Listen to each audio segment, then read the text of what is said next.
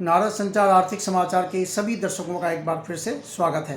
पश्चिम Asia संकट। पश्चिम Asia यानी America Israel की जो ईरान के खिलाफ लड़ाई चल रही थी, उसका असर अब भारतीय बाजार पर और साफ दिखने लगा है।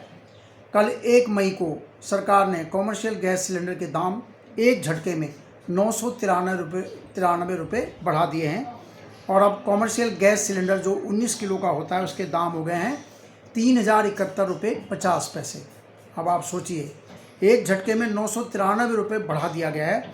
वहीं जो 5 किलो का छोटा सिलेंडर जो दिहाड़ी मजदूरों के लिए, छात्रों के लिए और जो दूसरे राज्यों से यहाँ रहते हैं उनके लिए जो 5 किलो का छोटा सिलेंडर सरकार ने निकाला था, तेल कंपनियों ने जारी किया था, उसके दाम भी 261 रुपये बढ़ा दिए गए हैं और अब ये भी 810 रुपये के आसपास इसकी कीमत दिल्ली में बताई गई है।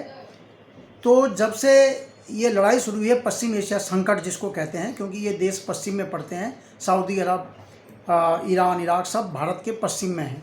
तो पश्चिम एशिया संकट जब से शुरू हुआ है, 28 फरवरी को ये लड़ाई शुरू हुई थी।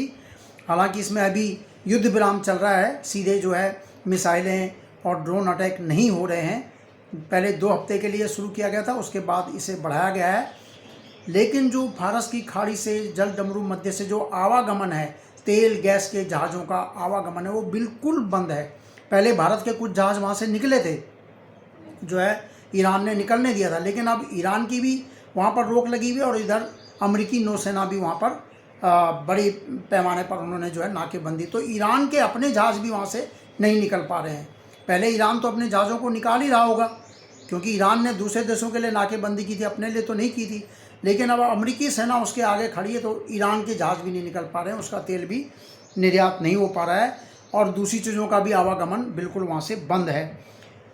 तो जब से ये संकट शुरू हुआ 28 फरवरी के बाद मार्च में कॉमर्शियल गैस सिलेंडर के दाम 114 रुपये बढ़े, अप्रैल में 195 रुपये 50 पैसे बढ़े और अब 1 मई को 993 रुपये बढ़ा दिए गए हैं।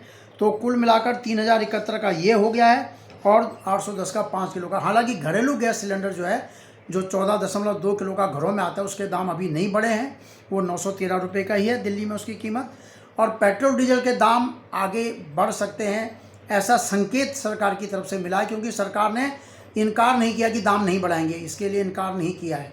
पहले सरकार लगातार कह रही कि दाम नहीं बढ़ेंगे, लेकिन अब इनकार नहीं किया है। तो निकट भविष्य में इससे भी जो है इनकार नहीं किया जा सकता। तो अब आपको सीधा असर, आप बाज़ार में खाना खाने जाएंगे, होटल में जाएंगे, चाय पिएंगे, उसके दाम लगातार बढ़ सकते हैं। ये असर आपको दिखने लगेगा। फिलहाल इतना ही। देखते रहिए नारद संचार। नमस्कार।